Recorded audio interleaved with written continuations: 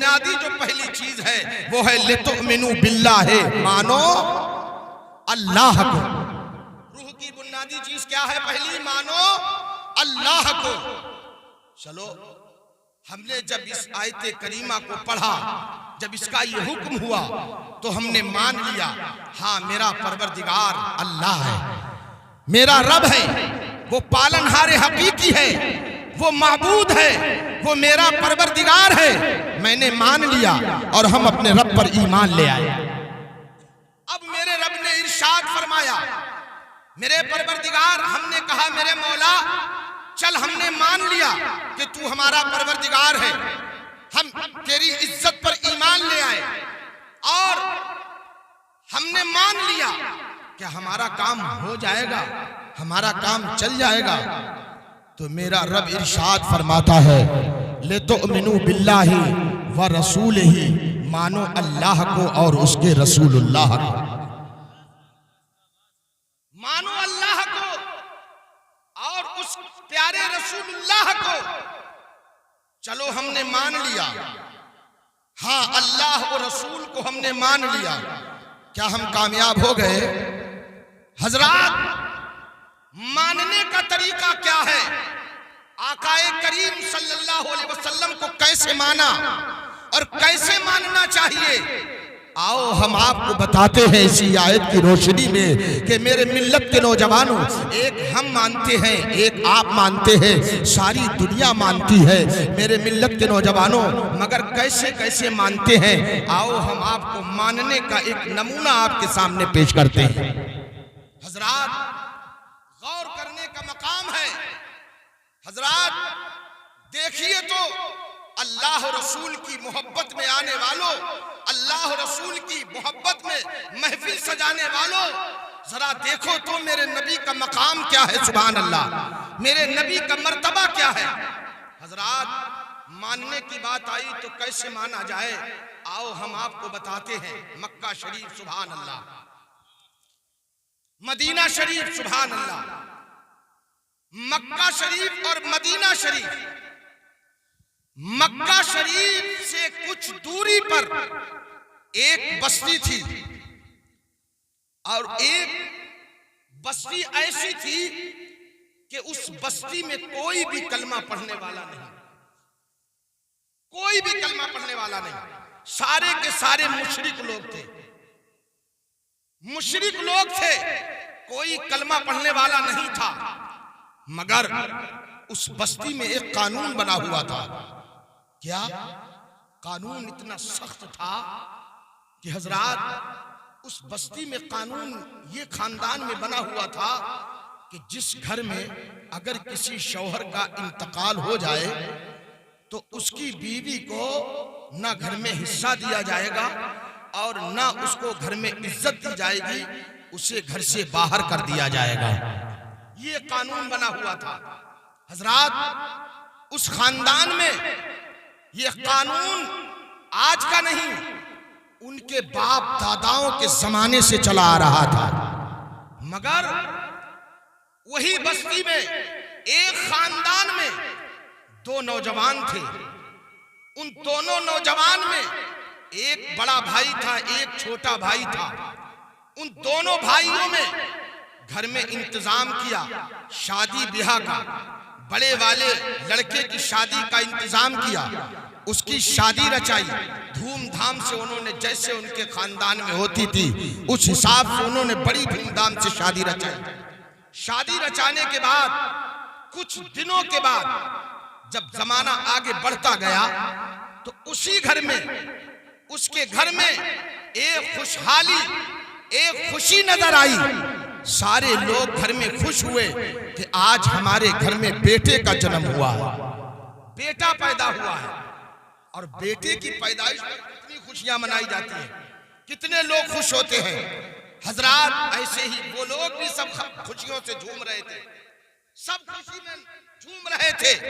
दादा भी खुश है, आज मेरा पोता जलवगर हुआ है, मेरा सब खानदान खुशी के मारे झूम रहा है। हजरात, इधर माँ के गोद में बच्चा है और माँ के गोद में बच्चा है और इधर खुशियां हैं। मगर कुछ ही देर के बाद ये वो खुशी गम में तब्दील हो जाती है। जब वो खुशी गम में तब्दील हो जाती है तो अब पता चलता है अभी इतनी घर में खुशी थी, एकदम ये गम कैसा। तो पता चला जो जिसके यहाँ बच्चे की पैदाइश हुई है उसके बाप दुनिया से चला गया, उसका बाप दुनिया से चला गया। जब इतना सुना तो अब खानदान में एक हलचल सी मच गई। ये क्या हुआ? एक ही सहारा था, जिंदगी में अपने बेटे की शादी रचाई और एक घर में बेटा आया, इधर बेटे का आना हुआ और बाप दुनिया से चला जाता है। जब दुनिया से बाप चला गया अब तो कोहराम मच गया। मगर वो माँ जिसने बच्चे को जन्म दिया, उस माँ ने अपने बच्चे को गोद में लिया और गोद में लेने के बाद फौरन बैठ जाती है और अपने दिल में ये सोचती है, हाय अब क्या होगा, अब मैं क्या करूंगी। मेरा शौहर तो दुनिया से चला गया, जो मेरा सहारा था वो भी चला गया, जो मेरा चाहने वाला था वो भी चला गया। अब मैं किसके सहारे रहूंगी, कहाँ जाऊंगी इस नन्ही सी जान को लेकर और इस नन्हे से बच्चे को लेकर। मेरा कोई सहारा भी नहीं, मेरी कोई मदद भी नहीं करेगा, मेरी कोई पुरसहाल नहीं होगा। अब आने वाला मेरे शौहर का भाई आएगा, मुझे घर से धक्के मार के निकाल देगा, मुझे घर से बाहर कर देगा। सबसे बड़ा गम उसको इस बात का था कि मैं घर से बेघर हो जाऊंगी, खानदान से जुदा हो जाऊंगी, कहां जाऊंगी, किसके सहारे जाऊंगी। हजरात वो ये सोचकर घर से उठी और दरवाजे पे आके बैठ गई। दरवाजे पे बैठ के ये सोच रही थी। सोचते सोचते इतने में उस मरने वाले का भाई आता है और आने के बाद अपनी भाभी के पास खड़ा हो जाता है और खड़ा हो जाता है। जब उसने देखा ये आ गया है तो उसने कहा अब ये धक्के मारेगा, मुझे बाहर कर देगा, मैं बाहर चली जाऊंगी। कहाँ जाऊंगी, कैसे इस बच्चे का पालन पोषण करूंगी, कैसे अपनी जिंदगी गुजारूंगी। हजरात जब ये सोच रही थी, इधर उस नौजवान मरने वाले के भाई ने अपनी भाभी का हाथ पकड़ा और कहा, मेरी भाभी तुझे परेशान होने की जरूरत नहीं है, तुझे घबराने की जरूरत नहीं है। सुन ले, ये जो तेरी गोद में बच्चा है ना, इसे बाप के जैसा प्यार दूंगा और मेरी भाभी एक माँ की तरह तुझे एक माँ का एहतराम दूंगा। जिस तरीके से माँ की इज्जत की जाती है, अपनी माँ समझकर तुझे माँ का मकाम दूंगा। हजरात इतना इज्जत मिली उसको, सुकून मिला, मगर वो हैरान, ये कैसे हो गया, ये कहां से कानून बदल गया, तूने कैसे मेरा हाथ पकड़ लिया, तूने कैसे मुझे ये सम्मान दे दिया। तेरे बाप दादा में तो ये कानून ऐसा बना नहीं था। न जाने कितनी माओं को घर से बेघर कर दिया था, न जाने कितनी माओं को बाप की चिता पर लिटा के जला दिया जाता था, न जाने कितनी माओं को घर के अंदर बंद करके 6-6 महीना बंद किया जाता था। मगर हजरात वो औरत कहने लगी, ऐ मेरे देवर, आज मुझे ये इज्जत कहाँ से मिली है, ये शोहरत मुझे कहाँ से मिली है। तो उस मरने वाले का भाई कहता है, हाँ हाँ मेरी भाभी, मेरे बाप दादा का ये कानून था और ये जब से लेकर आज तक बना था, मगर ये आज कानून क्यों बदला। कहा क्यों बदला, कहा इसकी वजह ये है, हमने सुना है कि मक्के में मुसलमानों के नबी जलवागर हुए।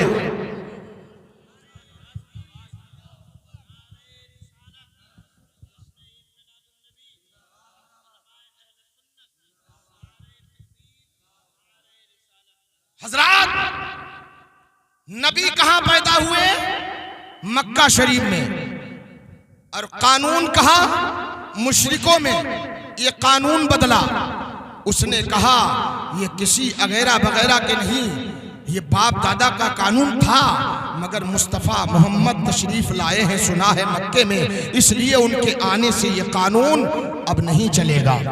अब कानून बदल गया है, तुझे इज्जत मिली है। हजरात अब देखिए, उस नन्हा सा बच्चा अपनी माँ की गोद में है और उसने अपनी माँ की गोद में ये सारी बातें सुन रहा है।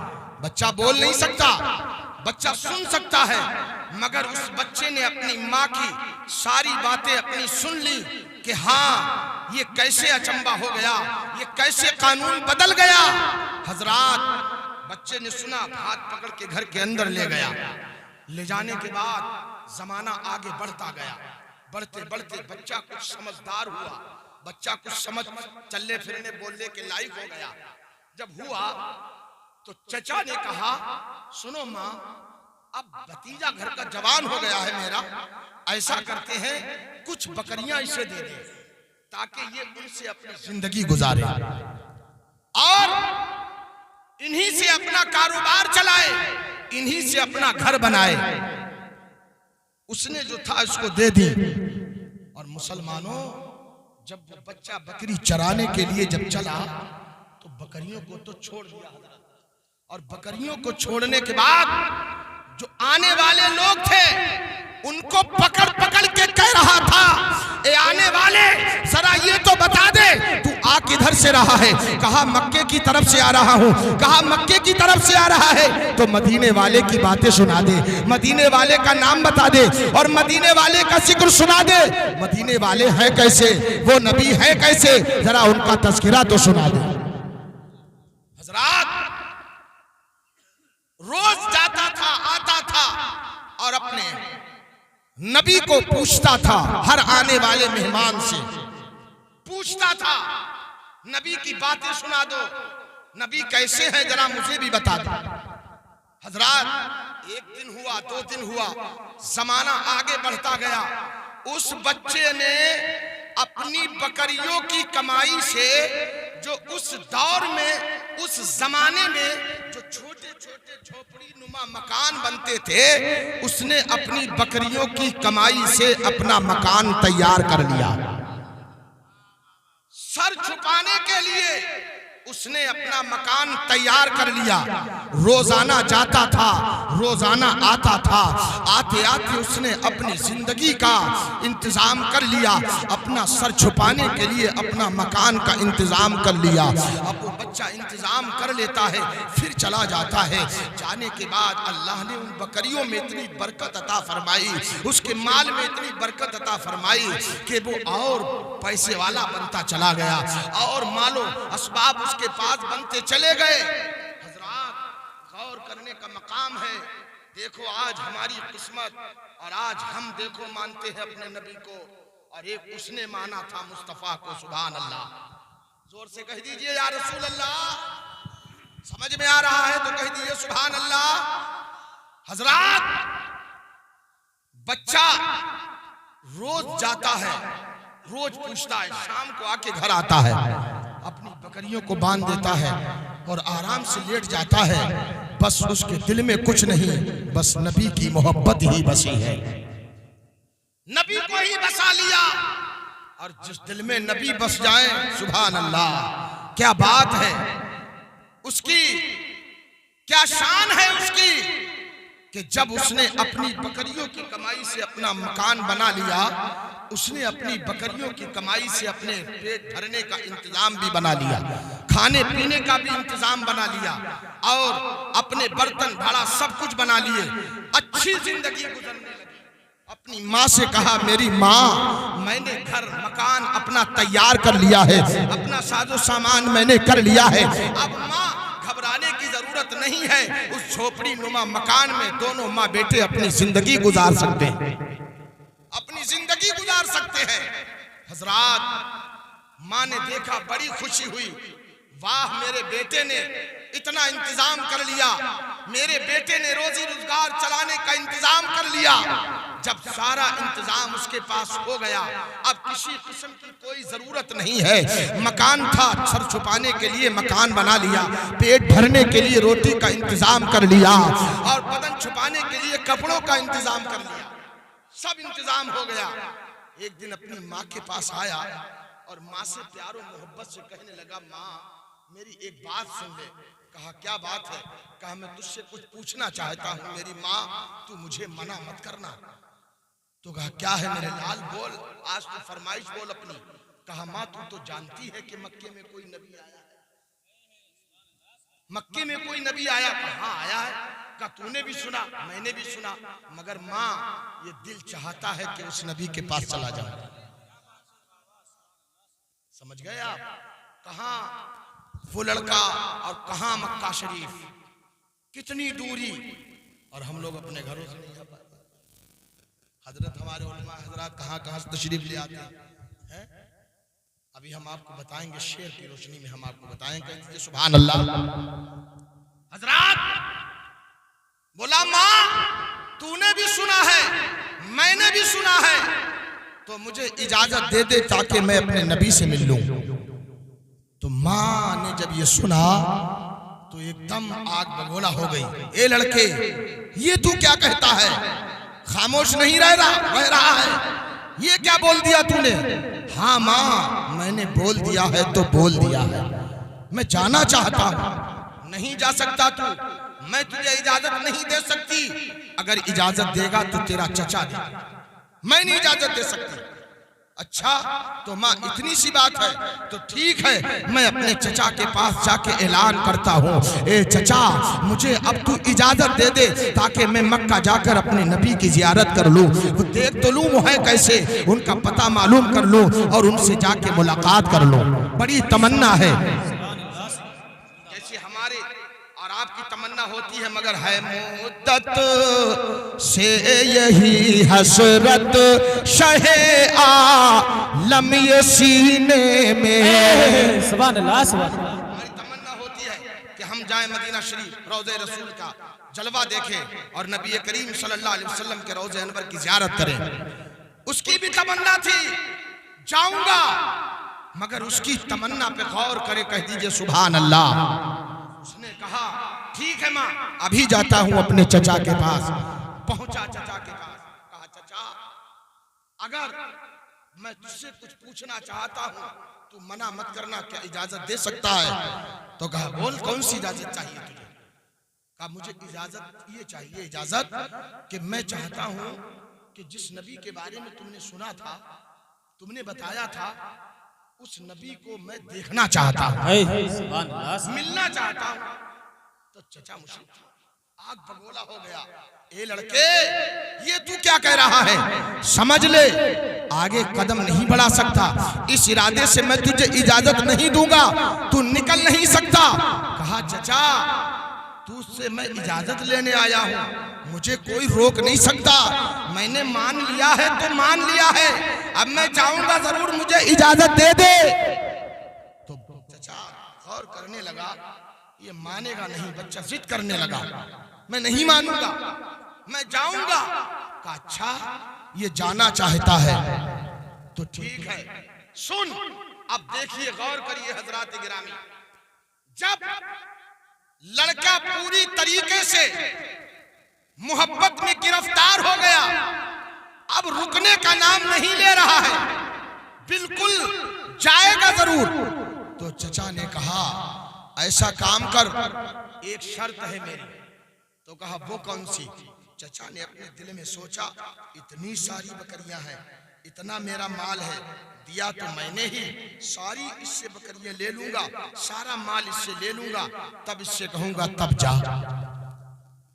तो उसने अपने दिल में ये चचा ने सोचा, और चचा ने सोचने के बाद जब ये सोचा कि मैं माल ले लूंगा, जब माल ले लूंगा तो ये फकीर हो जाएगा, गरीब हो जाएगा, फिर नहीं जाएगा। मगर अल्लाह अकबर, सुभान अल्लाह, सुभान अल्लाह। उस लड़के से जब चचा ने कहा ए लड़के सुन, अगर तू जाना चाहता है तो मेरी एक शर्त है। कहा वो कौन सी शर्त है? कहा शर्त ये है कि मेरी कमाई से मैंने तुझे जितना माल दिया है, जितनी बकरियां हैं, ये सारी की सारी मुझे देना होगी, मुझे वापस लौटाना होगी, सारा माल मुझे देना होगा, तब तुझे मैं जाने दूंगा। लड़के ने कहा अच्छा इतनी सी बात है तो चचा सुन, तुझे दुनिया के माल की जरूरत है, मुझे मोहम्मद की मोहब्बत की जरूरत है। सुभान अल्लाह, नारे तकबीर, नारे रिसालत, मसलके आला हजरत, फैजाने आला हजरत, वलमाए अहले सुन्नत, जिंदाबाद जिंदाबाद। माशाअल्लाह। इतनी छोटी बात, तुझे माल चाहिए, तो लड़का तड़प जाता है और लड़का दौड़ लगाता है, एक एक खूंटे से बकरी को छोड़ता चला जाता है और कहता है चचा ये तेरा माल सब तू ले ले, मगर मुझे मक्का जाने से ना रोकना। कहा अच्छा, माल ले लिया सब। अब कहा ये नहीं जाएगा, अब नहीं जाएगा। तो लड़के ने सारा माल दे दिया, फिर आ गया चचा के पास। कहा चचा, तूने जिंदगी की कमाई जो थी वो तूने ले ली, माल जो था वो तूने ले लिया, अब तो चला जाने दे। लड़के से कहा अच्छा, अब तो चला जाने दे। तो लड़के ने कहा, चचा ने कहा मानेगा नहीं तू? जाएगा जरूर, क्योंकि चचा मुशरिक था, वो इजाजत कैसे दे सकता मुसलमानों के नबी के पास? वो नहीं दे सकता, इसलिए उसने कहा नहीं जाएगा तू? कहा अच्छा, नहीं जाऊंगा। तो कहा तुझे नहीं जाना है? तो कहा नहीं चचा, मैंने इरादा कर लिया है, अब मैं जाऊंगा जरूर। अच्छा, फिर उसने चचा ने कहा अच्छा, मेरी ही बकरियों की कमाई से इसने मकान बनाया है, ये मकान भी ले लूंगा इससे। जब मकान ले लूंगा तो कहाँ जाएगा ये मकान छीन लूंगा, फिर ये कहाँ जाएगा, कहाँ इसकी माँ जाएगी, कहाँ ये जाएगा। हजरात, जब चचा ने कहा लड़के सुन, अगर तू जाना चाहता है तो मेरी एक शर्त और है। कहा जल्दी से बोल, तेरी उस शर्त को भी पूरा करने के लिए मैं तैयार हूँ। कहा शर्त ये है, ए लड़के, तूने मेरी बकरियों की कमाई से ये मकान बनाया है, ये रहने के लिए झोपड़ी बनाई है, ये झोपड़ी भी तुझे मुझे देना होगी। अल्लाह अकबर। लड़के ने कहा बस इतनी छोटी बात? अरे मैं अपने नबी, उस नबी की खातिर, उस मक्का वाले नबी की खातिर सब कुछ कुर्बान कर दूंगा। ये मकान क्या है? मकान लेना चाहता है तो चचा सुन, माल भी तेरा और मकान भी तेरा आज से। अब तू मुझे नहीं रोक सकता, अब मैं जाऊंगा अपने मुस्तफा की बारगाह में। अल्लाह अकबर। इधर लड़के ने कहा माल था, चचा ने कहा माल ले लिया, मकान ले लिया, फिर भी नहीं मान रहा। कहा नहीं, मान लिया है अपने दिल से तो मान लिया है, अब जाऊंगा जरूर, माना है तो जाऊंगा जरूर, मोहब्बत की है तो मिलूंगा जरूर। जब उनको माना है तो उनसे मिलूंगा और उन्हें देखूंगा भी जरूर, ये दिल की तमन्ना है। चचा ने कहा अच्छा, ऐसे नहीं मानेगा, नहीं मानेगा, नहीं मानूंगा, जाएगा जरूर? हाँ जरूर जाऊंगा। तो चचा ने कहा सुन, अगर जाना चाहता है तो मेरी बात सुन। कहा क्या? इन्हीं बकरियों की कमाई से जो तूने अपने तन पे कपड़े पहने हैं ये भी हमारे हैं, तुझे ये भी देना होगा। जैसे ही इतना सुना लड़के ने सर झुकाया, आंखों में आंसू आ गए। चचा, मकान था तूने ले लिया, माल था तूने ले लिया, अब ये तन पे कपड़े हैं, तू ये भी उतारना चाहता है? कपड़े उतरवा लूंगा, ये नंगा हो जाएगा तो शर्म के मारे बाहर नहीं निकलेगा। मगर लड़का ये सोच रहा था हाँ, अगर मैं इसे कपड़े उतार दूंगा तो मुझे दुनिया की शर्म मंजूर है, मगर कहीं आखिरत में मैं रुसवा ना हो जाऊं, इसलिए मैं ये कपड़े भी इसको उतार के दे रहा हूं और मैं तब भी उस नबी की बारगाह में जाऊंगा जरूर। हज़रात, उसने अपने तन से कपड़े उतारे और फेंक दिए, छोटा सा कपड़ा लपेट लिया और लपेटने के बाद चचा ने कहा जाएगा? हाँ जरूर जाऊंगा। सब कुछ दे दिया, रहने के लिए मकान था वो भी दे दिया, और जो है कपड़े थे वो भी दे दिए, बकरियां थी वो भी दे दिया, और कहा चचा मैं जाऊंगा जरूर, अब मैं जा रहा हूँ अपने नबी के पास, उन नबी से मुलाकात करने के लिए जाऊंगा। चचा के पास से जब चला अपनी माँ के पास आया, माँ ने देखा जिस्म पे कपड़े नहीं है, माँ की आंखों में आंसू आ गए। मेरे लाल, ये तेरा हाल किसने किया है? मेरे बच्चे के तन पे कपड़े थे वो भी क्या हुए हैं? मेरे लाल, ये तेरा हाल किसने किया है? कहा माँ किसी और ने नहीं, ये सब चचा ने किया है। माल था वो भी ले लिया, मकान था वो भी ले लिया, कपड़े थे वो भी ले लिए, शाल का टुकड़ा बेटे ने अपने जिस्म पे लपेट लिया।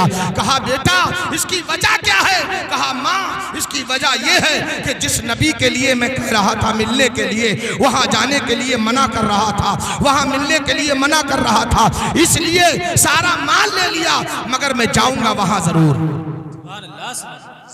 कहा अच्छा, भूल गया तू अपने चचा का एहसान? का कौन सा एहसान? कहा अगर तेरा चचा हाथ ना पकड़ता, तुझे घर के अंदर ना लाता, तो ये जिंदगी तुझे कहाँ मिलती, ये जिंदगी तेरी, ये जान तेरी कहाँ बचती है? तू तो कब का दुनिया से चला गया होता, मैं भी चला गया होता। तो माँ से बेटा कहता है मुसलमानों, ए माँ, मैं तेरी मोहब्बत में जान तो दे सकता हूँ, हाँ हाँ मैं भी ये चाहता हूँ, मैं भी ये सोचता हूँ कि ये जिंदगी मिली है तो चचा के जरिए से, और ये जिंदगी बची है तो मुस्तफा के जरिए। जिंदाबाद सुभान अल्लाह। तू क्या सोचती है माँ? अगर वो ना आते तो मैं कहाँ होती, मैं कहाँ सलामत रहती, तू कहाँ सलामत रहती? ये जिंदगी जो है ये बची है उसी नबी की खातिर। तो माँ ने कहा नहीं मानेगा ना, माँ दिल से इरादा कर लिया है तो अब जाऊंगा जरूर, मानूंगा नहीं। माँ से फौरन रुखसत हो जाता है लड़का, मुख्तसर चलने लगता है बेटा, वो लड़का चलने लगता है।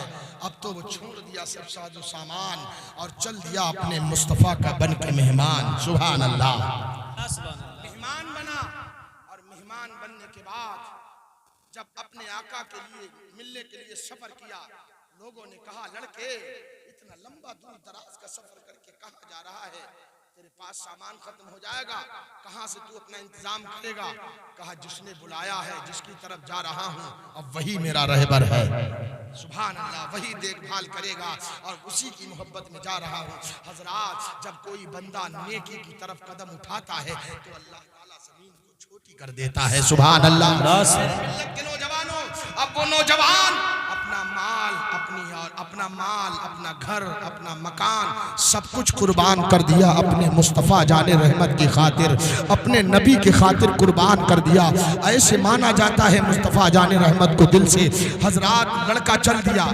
चलते चलते चलते चलते जब आधी दूर पे पहुंच चुका तो पता चला कि मक्का में जो मुस्तफ़ा जाने रहमत सल्लल्लाहु अलैहि वसल्लम है वो अब मक्का में नहीं, मदीना तशरीफ ला चुके हैं। सुभान अल्लाह, मदीना तशरीफ ला चुके हैं। तो लड़के ने फौरन मक्का से मदीना की तरफ सफर तय कर दिया। लड़का सफर करता चला जाता है। हजरात, हाथ खाने का इंतजाम खत्म हो जाता है, पैरों में बरम आ जाती है, जिस्म पे धूल मिट्टी है। हजरात देखो मानने का तरीका कैसा होता है, मुस्तफा को कैसे माना जाए, नबी को कैसे माना जाए। एक हम मानते हैं, आप मानते हैं, लोग मानते हैं। देखो मानने का तरीका क्या है। हजरात, लड़के के पैर सूज जाते हैं, जिस्म पे बरम आ जाता है। लड़का चलता चला जाता है, चलता चला जाता है। जब सामने उसे मदीने के महलात नजर आते हैं, उसके दिल में खुशी होती है, लगता है यही मदीना आ गया है। हजरात, लड़का चलता चला जाता है। मेरे नबी सरकार मदीना सल्लल्लाहु अलैहि वसल्लम सहाबा की झुरमुट में बैठे हुए हैं। सरकार इरशाद फरमा रहे हैं, ऐ मेरे सहाबा, उस दिन बात चल रही थी, जंगे तबूक की बात चल रही थी। जंगे तबूक के बारे में मशवरा हो रहा था। सरकार अपने जानिसारों को बैठ के जंगे तबूक की बात कर रहे थे। ऐ मेरे सहाबा, सुबह जंग में जाना है और जंगे तबूक में पहुंचना है। और मेरे आका यही फरमा रहे थे। जब तक ये लड़का करीब आता चला आता है, करीब आता चला आता है, जब इस पे नजर पड़ी, जब इसने देखा सब लोगों में चमकता हुआ चेहरा, चांद सा चेहरा, सुभान अल्लाह, चमकता दमकता हुआ चेहरा देखा, इसको कुछ तसल्ली हुई। आगे मेरे आकाए करीम सल्लल्लाहु अलैहि वसल्लम ने देखा और देखने के बाद सरकार पूरी तरह तवज्जो हुए और फरमाया, कहाँ से आ रहे हो? फला जगह से आ रहा हूँ। क्या नाम है? नाम तो उज़्ज़ा है, मगर अब्दुल उज़्ज़ा नाम है। तो मेरे आका ने कहा, आज से तुम्हारा नाम अब्दुल उज़्ज़ा नहीं बल्कि अब्दुल्ला है तुम्हारा नाम। हज़रात गिरामी, उस बच्चे की हालत को देखकर मुस्तफ़ा जाने रहमत सल्लल्लाहु अलैहि वसल्लम ने अपनी गुलामी में दाखिल कर लिया और अपनी गुलामी में दाखिल होके कलमा तैयब पढ़ा के सच्चा मुसलमान बना दिया। ला इलाहा इल्लल्लाह मुहम्मदुर रसूलुल्लाह सल्लल्लाहु तआला अलैहि वसल्लम पढ़कर मुशर्रफ़े बा इस्लाम हो गया। अब जब इस्लाम ले आया तो उसने कहा, मेरे आका से सरकार एक बात है। कहा कौन सी बात है? कहा आका, ये जिंदगी बची है तो इसका आप करेंगे क्या? सरकार, जिस जंग की आप बात कर रहे हैं, इसी जंग में अब्दुल्ला को इजाजत दे दो ताकि मैं भी ये जान लेकर जाऊं और अपनी जान तुम्हारे ऊपर कुर्बान कर दूं। अब इसका करूंगा क्या मेरे आका? ये बचा के लाया हूं तो अब ये चाहता हूं कि आपके ऊपर अपनी जान कुर्बान कर दूं। मेरे आका जंग तबूक की बात कर रहे थे, सुबह जाना है सरकार, मुझे भी इजाजत दे दीजिए। इधर सरकार ने जब दुआ फरमाई तो सरकार को मालूम था, सरकार जानते थे कि मेरे सहाबा जब पहुंचेंगे तो जंग तबूक का मैदान खाली हो जाएगा, लोग भाग जाएंगे, जंग नहीं होगी। सरकार ने दुआ फरमा दी, दुआ फरमाई सरकार ने। अब्दुल्ला ने जब सुना कि जंग नहीं होगी और मेरे आका ने मुझे शहादत की इजाजत दे दी है तो मैं शहीद कैसे होऊंगा, और इधर तो जंग होगी नहीं। आका मचल गया, सरकार जब मैं जंग होगी नहीं तो मैं उस जंग में शहीद कैसे होऊंगा, आका मुझे वो मर्तबा कैसे मिलेगा। तो मेरे आका ने इरशाद फरमाया, हाँ हाँ तुम जब जाओगे जंग के इरादे से, मेरे आका की हदीस है जब अल्लाह रसूल की राह में इंसान निकलता है, अगर ठोकर से उसका इंतकाल हो जाए तो उसी शहादत का दर्जा मिल जाता है। मेरे आका ने एक सहाबी को बुलाया,